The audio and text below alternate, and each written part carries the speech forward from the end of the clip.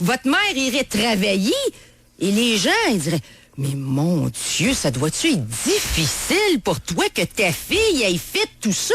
Les gens agitent. Mais vous avez contribué ça, à cette réputation-là dans une certaine mesure en sortant avec un proche de Mme Boucher, en mariant excusez-moi, là, monsieur, mais un tout motard ça, patché. premièrement, là... Tu sais, je veux dire, à un moment donné, il faut vivre avec les conséquences de ses actes. Il y a 12 ans, là, que j'ai fréquenté un homme qui était une connaissance à Mme Boucher, là, et qui a plus de 10 ans que j'ai divorcé un ancien biker, là, OK? Qui a jamais été biker le temps que j'ai été avec lui. Non, mais quand là, vous avez été avec Gilles Giguère, il faisait du prêt usuraire. Oui, mais on parle-tu il y a 12 ans? Oui, c'est vrai que Gilles a fait des petits prêts usuraires. Vous devez assumer votre passé. Je l'assume, ça, monsieur. C'est pas de ça. C'est pas ça qui a... Non, mais vous dites, j'ai une réputation de traîner. À un moment donné, c'est sûr que si vous sortez avec des motards, vous les fréquentez... je n'ai pas sorti avec des motards, monsieur. Mais là, vous les avez mariés. Restons dans...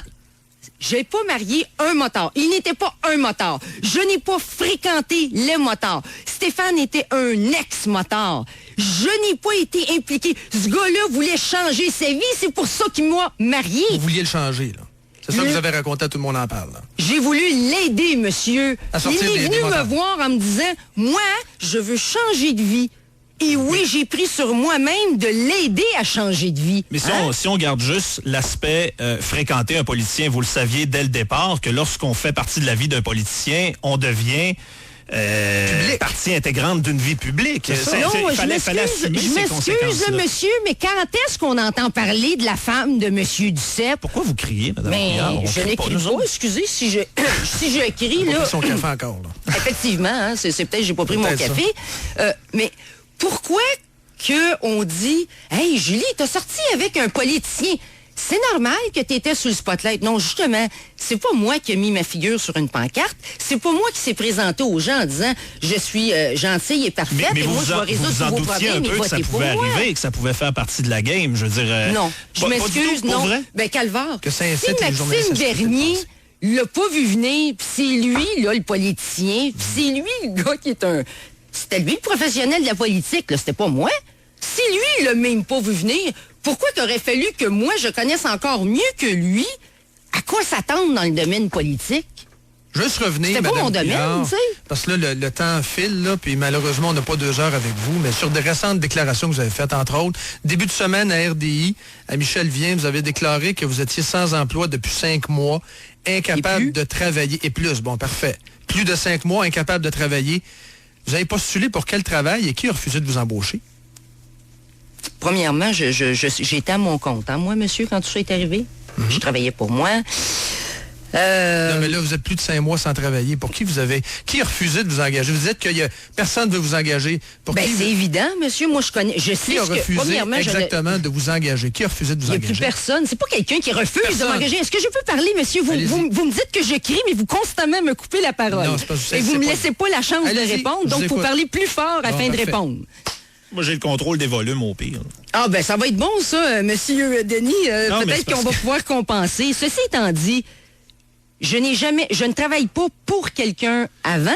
Alors, je n'ai pas fait d'application dans un poste d'emploi d'une compagnie différente que la mienne. Moi, je peux vous dire une chose, que tous mes clients, que ce soit moi, je faisais du développement des affaires pour des compagnies. Donc, je ne suis pas un employé de la compagnie, mais la compagnie va me donner un contrat, hein, pour faire le développement des affaires.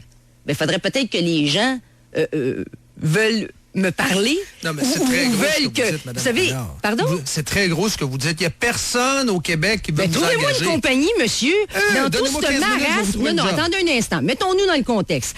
Dans le marasme qui s'est passé, dans les mois passés, pendant qu'on était en train de me salir et de détruire ma réputation sur la place publique, on me crucifiait sur la place publique, trouvez-moi une compagnie qui est moindrement un peu respectable ou qui a de la jugeote, qui va dire, ben oui, Julie, est-ce que tu voudrais aller cogner aux portes pour nous et nous représenter? C'est davantage une perception que vous avez que... C'est pas une perception, monsieur! Pensez pas que j'ai essayé d'appeler des gens, des relations d'affaires que j'avais? Bien, certainement. Pensez-vous qu'il a retourné mes appels? Pas du tout. Alors, de là vient cette affirmation-là. Vous pensez que la GRC n'aura pas à vous rencontrer dans son enquête? J'ai lu ça dans le Journal de Québec de ce matin. Je n'ai jamais dit qu'il ne viendrait pas me rencontrer. J'ai affirmé qu'au moment où on se parle, il n'y a pas personne qui est venu me voir. Moi, il n'y a pas personne qui me parlait. Là. Je l'ai appris même dans les journaux là, qu'on m'enquêtait apparemment parce que je peux même pas être sûre et certaine. Moi, la GRC n'est pas venue me voir, elle m'a pas parlé. Ça vous stresse pas?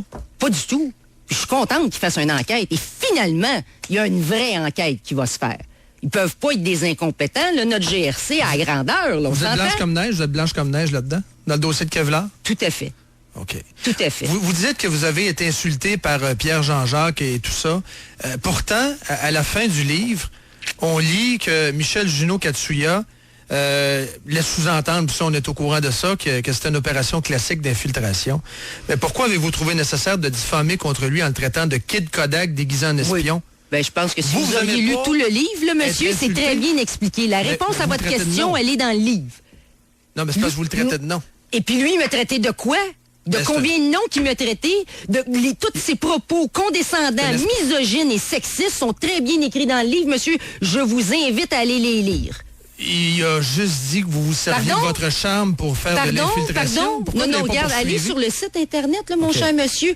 Je ne peux pas vous assurer qu'ils sont encore là, ces propos, mais ils ont été là longtemps. Il a dit plus que ça, monsieur. Puis que je vous réfère au livre, on l'a cité. Julie Couillard, merci d'être passée. Ça m'a fait plaisir, malgré que c'était assez rock'n'roll ce matin, là. À ce point-là. Mais ça a été avec le reste de la matinée.